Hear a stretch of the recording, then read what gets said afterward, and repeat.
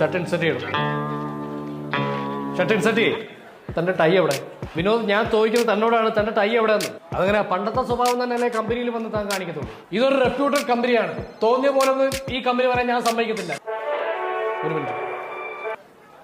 Hello, ഞാനാടാ സുധീഷാടാ. എടാ ഞാനേ കമ്പനിയിലാണ്, കുറച്ച് ബിസിയാണ്. നീ ഇപ്പൊ ഓഫീസിലെ വലിയ ഗുണാണ്ടറൊക്കെ ആയെന്ന് കേട്ടു. ഇപ്പൊ നമ്മളൊന്നും വേണ്ട ഇല്ലയോ? നീ കാര്യം പറയാം, എന്താ വിളിച്ചത്? കാര്യം പറ.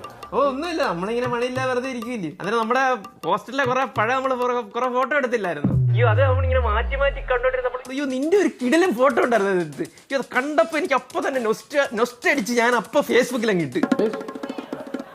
ഏത് ഫോട്ടോ? നീ കാണാ, നീ അത് എടുത്തു നോക്ക്. നീ നൊസ്റ്റ് അടിച്ച് ചാവും.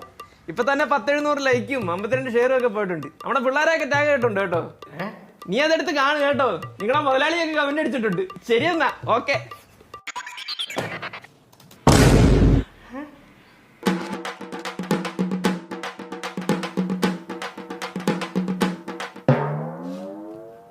നമ്മളിവിടെ പറഞ്ഞു നിർത്തിയത് വല്ലപ്പോഴും ഒക്കെ ക്യാഷ്വൽസ് ആവാം കേട്ടോ.